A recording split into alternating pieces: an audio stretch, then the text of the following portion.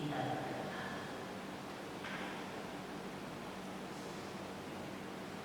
Di hadapan kekudusan, ya Allah, ya Tuhan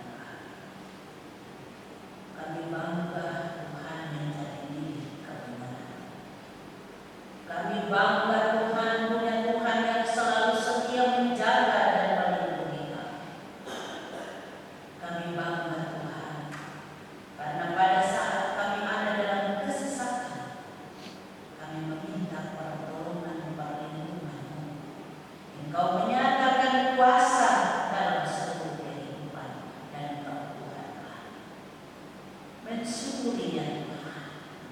Kami ada di rumah Tuhan, kami telah mengaku seluruh dosa salah kami, dan kami telah menerima anugerah.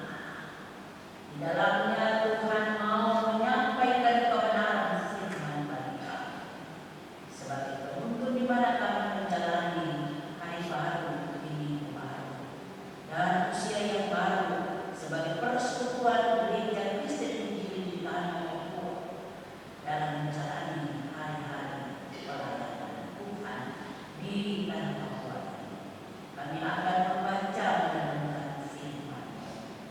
Karena itu kami mohon daripada Dia Bapa, urapan kuasa Roh Kudus menguasai pikiran kami, hati kami, pendengaran kami. Roh Kudus memberikan pengertian bagi kami, supaya pada saat kami membaca dan mendengar, kami dituntun oleh Roh Kudus untuk mengerti dan selanjutnya dapat mempraktikkan firman ini dalam kehidupan anak bangsa. Dalam nama Tuhan Yesus Kristus, firman yang hidup, kami berdoa. Amin. Ibrani pasal 11 ayatnya yang pertama sampai ayatnya yang ke-40. Perikop saksi-saksi iman. Iman adalah dasar dari segala sesuatu yang kita harapkan dan bukti dari segala sesuatu yang tidak kita lihat. Sebab oleh imanlah telah diberikan kesaksian kepada nenek moyang kita. Karena iman kita mengerti bahwa alam semesta telah dijadikan oleh firman Allah, sehingga apa yang kita lihat telah terjadi dari apa yang tidak dapat kita lihat. Karena iman, Habel telah mempersembahkan kepada Allah korban yang lebih baik daripada korban Kain. Dengan jalan itu ia memperoleh kesaksian kepadanya bahwa ia benar, karena Allah berkenan akan persembahannya itu, dan karena iman ia masih berbicara sesudah ia mati. Karena iman Henok terangkat supaya ia tidak mengalami kematian, dan ia tidak ditemukan karena Allah telah mengangkatnya. Sebab sebelum ia terangkat, ia memperoleh kesaksian bahwa ia berkenan kepada Allah. Tetapi tanpa iman tidak mungkin orang berkenan kepada Allah. Sebab barang siapa berpaling kepada Allah, ia harus percaya bahwa Allah ada dan bahwa Allah memberi upah kepada orang yang sungguh-sungguh mencarinya. Karena iman, maka Nuh dengan petunjuk Allah tentang sesuatu yang belum kelihatan, dengan taat mempersiapkan bahtera untuk menyelamatkan keluarganya. Dan karena iman itu, ia menghukum dunia, dan ia ditentukan untuk menerima kebenaran sesuai dengan imannya. Karena iman Abraham taat ketika ia dipanggil untuk berangkat ke negeri yang akan diterimanya menjadi milik pusatanya. Lalu ia berangkat dengan tidak mengetahui tempat yang ia tuju. Karena iman dia diam di tanah yang dijanjikan itu, seolah-olah suatu tanah asing, dan di situ dia tinggal di kemah dengan Ishak dan Yakub, yang turut menjadi ahli waris janji yang satu. Sebab ia menanti-nantikan kota yang mempunyai dasar, yang direncanakan dan dibangun oleh Allah. Karena iman, ia juga dan Sarah beroleh kekuatan untuk menurunkan anak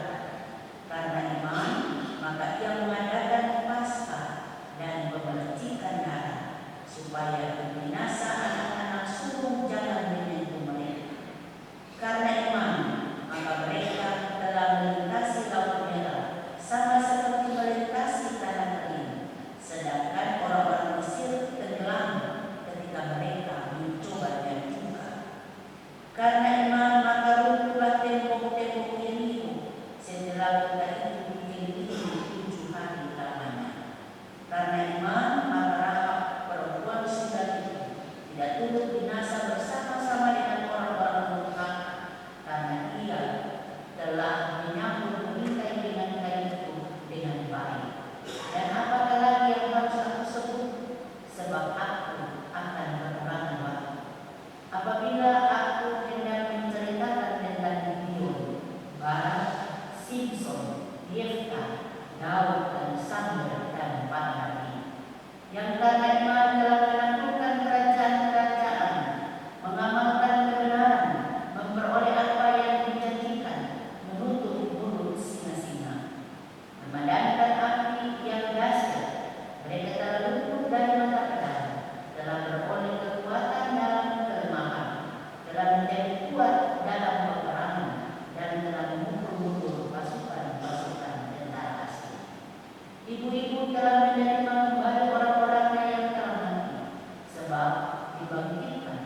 Tetapi orang-orang lain membiarkan dirinya disiksa dan tidak mau menerima kebebasan, supaya mereka beroleh kebangkitan yang lebih baik. Ada pula yang diejek dan didera, bahkan yang dibelenggu dan dibicarakan. Mereka ditimpali, digergaji, dibunuh dengan pedang.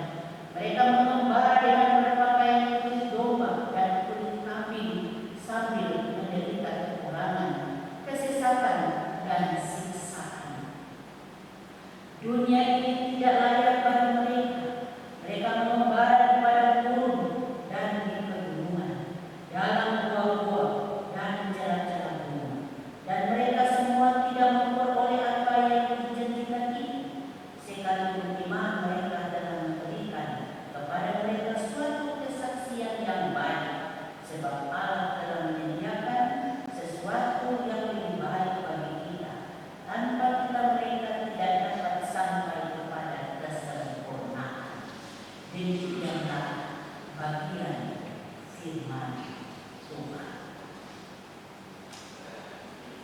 Bapak Ibu yang dikasihi dan diberkati Tuhan, dari bagian firman Tuhan ini diberikan tema untuk kita renungkan, berbunyi iman yang mempersatukan kita. Iman yang mempersatukan kita.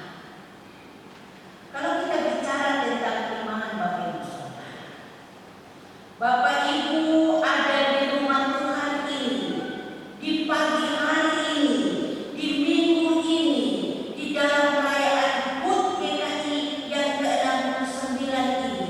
Itu pertanda bahwa Bapak Ibu, saya dan semua kita beriman kepada Tuhan. Amin. Kita wujudkan dalam kehadiran kita. Kita wujudkan dalam syukur kita. Kita wujudkan dalam puji dan sembah kita kepada Allah. Karena sampai hari ini itu karena kasih dan kekuatan serta perlindungan Allah dalam seluruh kehidupan kita sebagai umat kepunyaan kita, kepunyaan Tuhan. Bapak Ibu Saudara, latar belakang dari terbitnya kitab Ibrani ini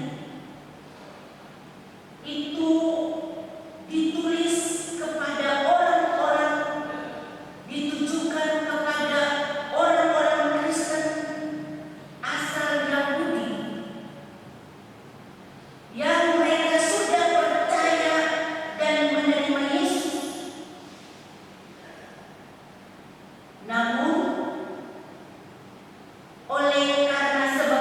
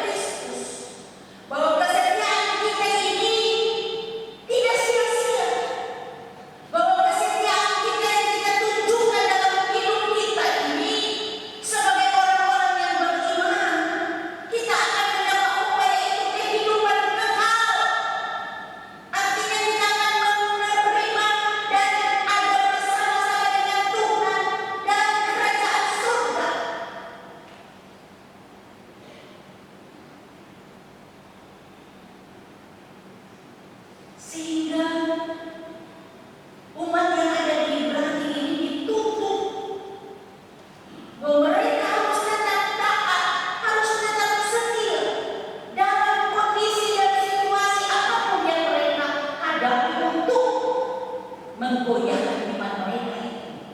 Mereka harus tetap setia dalam iman dan tetap percaya bahwa Allah di dalam Yesus Kristus tidak pernah ingkar janji.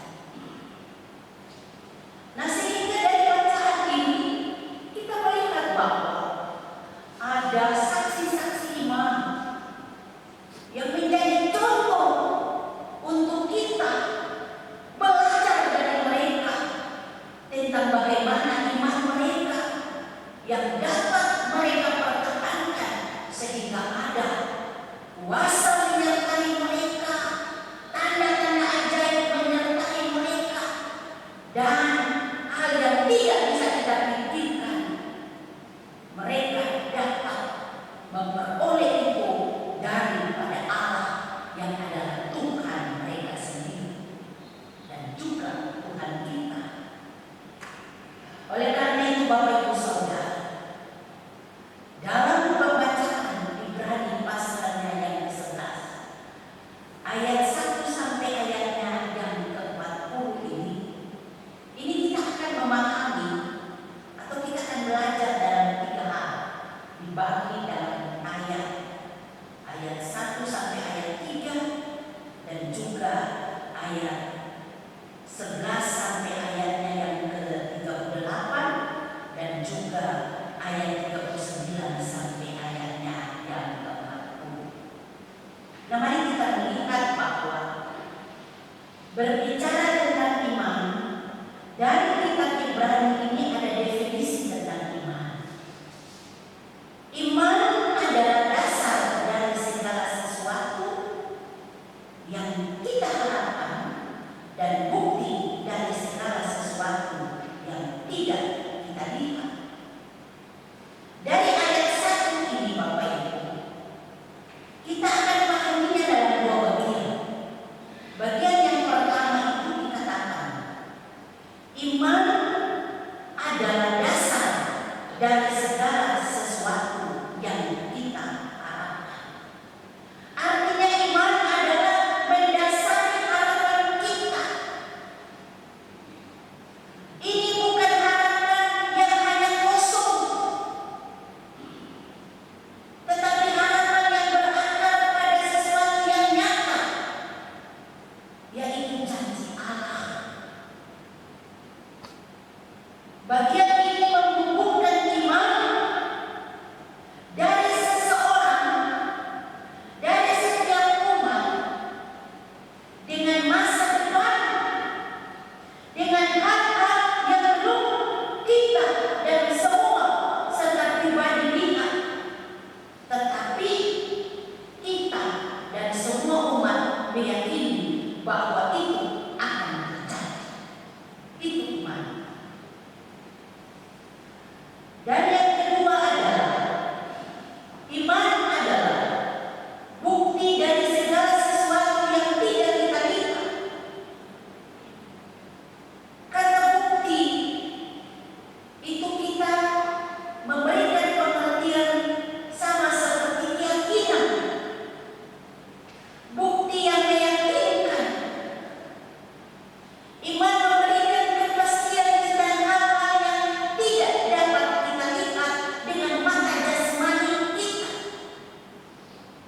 Ini adalah bukti yang berasal dari keyakinan yang mendalam pada kebenaran firman Allah.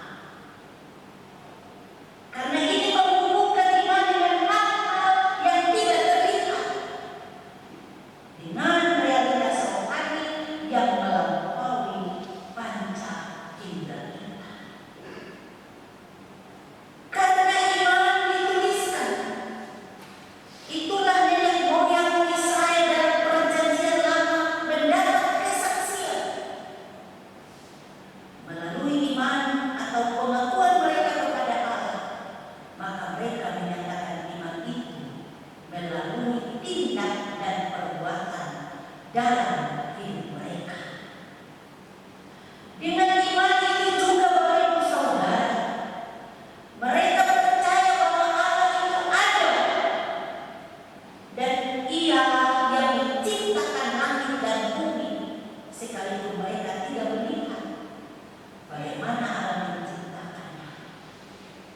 Tetapi juga beriman atau percaya pada janji-janji Allah untuk masa yang akan datang. Bapak Ibu Saudara, belajar dari iman. Bagian ini sangat-sangat penting, karena kalau Bapak Ibu baca secara berurut-urutan, Bapak Ibu akan menemukan kata iman dari ayat 1 sampai ayatnya yang ke-40 itu ditulis sebanyak 24 kali.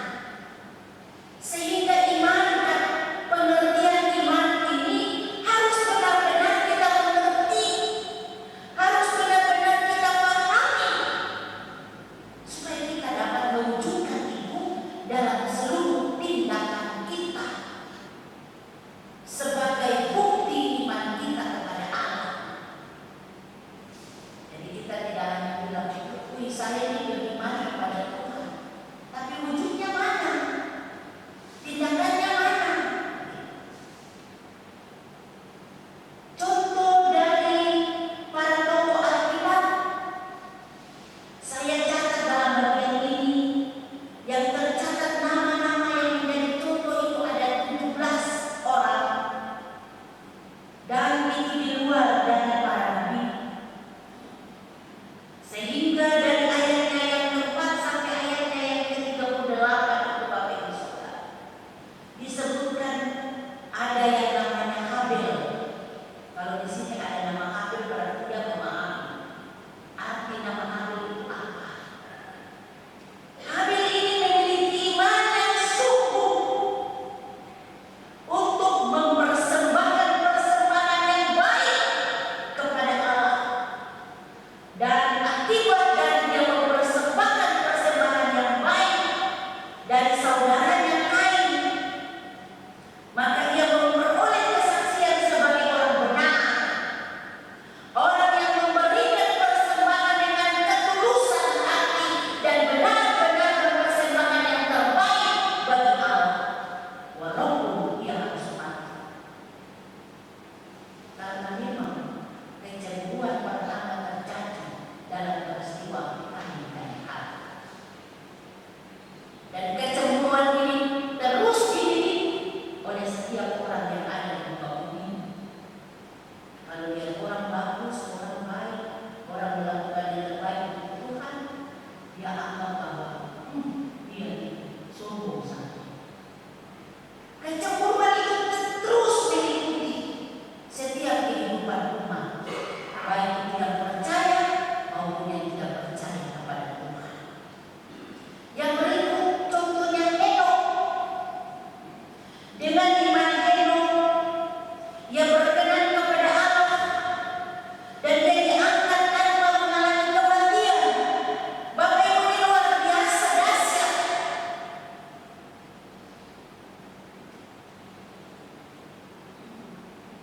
Karena iman dari Henokh ini merupakan keyakinan bahwa Allah ada dan memberi upah kepada orang yang sungguh-sungguh mencari Dia. Ini luar biasa. Dari sekian ribu umat, beribu-ribu umat, Henokh salah satu yang diangkat tanpa mengalami kematian. Iman yang mendorong ketaatan dalam kehidupan Henokh ini dan melakukan segala sesuatu yang berkenan di hadapan Allah, maka Allah melakukan suatu perkara yang luar biasa bagi Henokh. Dan juga kita melihat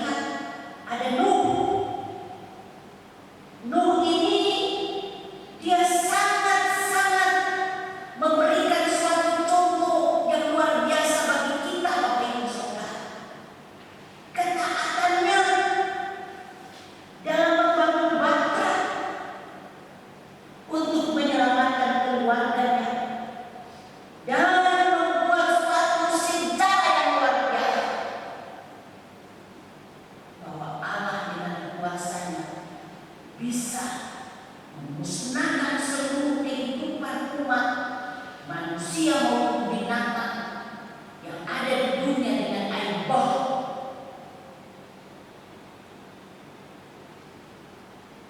Kalau kita tidak beriman seperti Nuh, maka pada saat kita diperintahkan untuk membuat bahtera di atas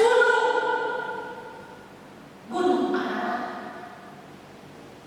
kita akan berpikir, gila ini.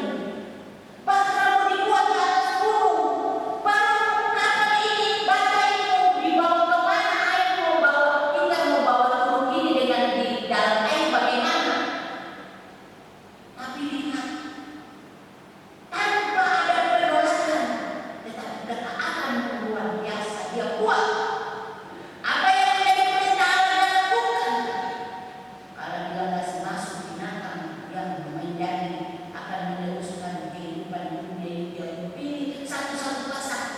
Mau ayam, mau bebek, mau segala macam, dia pilih satu-satu pasang. Sehingga kita melihat sekarang ini binatang-binatang yang ada di sekitar kita itu bagian daripada keturunan yang Nuh selamatkan dalam bahtera. Amin, Bapak Ibu. Luar biasa. Nah, sehingga kalau hujan, Bapak Ibu saudara, Bapak Ibu lihat ada pelangi di langit, itu tanda perjanjian bahwa Allah tidak akan memusnahkan bumi ini dengan air wabah, tapi dengan api dan udara. Jadi setiap kali banjir, jangan takut, dunia tidak akan dibebani oleh air wabah, karena sudah ada perjanjian Allah tidak akan memusnahkan manusia dengan air wabah. Bapak Ibu saudara, Abraham dan Sarah, Bapak Ibu tahu, Sarah ini sudah umur 90. Abraham sudah umur 100 tahun, belum punya anak. Tapi karena iman, mereka percaya. Abraham percaya, saya sudah dipilih menjadi bapa segala orang percaya, bapa segala orang yang beriman. Maka saya yakin dengan iman saya akan mendapat keturunan walaupun saya sudah usia tua. 100 tahun Abraham, Sarah 90 tahun, sudah makin naik, tidak mungkin laki-laki. Tapi tidak ada yang mustahil bagi Allah. Bapak Ibu saudara, tidak ada yang mustahil bagi Allah. Kalau Allah sudah tetapkan sesuatu kepada seseorang, maka apapun juga tidak bisa menghalanginya. Allah akan meluruskannya dan Allah akan membuktikan dalam kehidupan sebagai orang yang percaya kepada Tuhan. Dalam ini, itu sama artinya dengan kita akan kita. Itu sama artinya dengan kebenaran yang kita wujudkan. Itu sama artinya dengan kesabaran yang selalu kita jalani walaupun kita ada dalam masalah. Maka iman itu sama dengan ketekunan dan terus berpengharapan. Hal ini membuat kita tidak perlu kecewa dengan berbagai tantangan dan persoalan, atau sampai kita akan muncul atas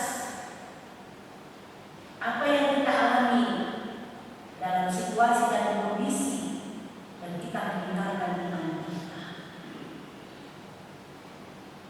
Oleh karena itu, tetaplah tekun dengan firman Tuhan, sebab itu adalah dasar kebenaran. Sebab dari firman kita dibangun. Sebab itu jangan ada belajar firman dan mengimani. Kita belajar dari tokoh-tokoh atau pahlawan-pahlawan iman dalam Alkitab, supaya kita akan menjadi orang-orang yang terus memuliakan Allah. Bapak Ibu saudara, usia kita 69 tahun GKI di tanah Papua. Mari sebagai orang-orang yang percaya dan beriman kepada Tuhan, kita jadikan Yesus Kristus sebagai Tuhan dan Juru Selamat kita, dan lewat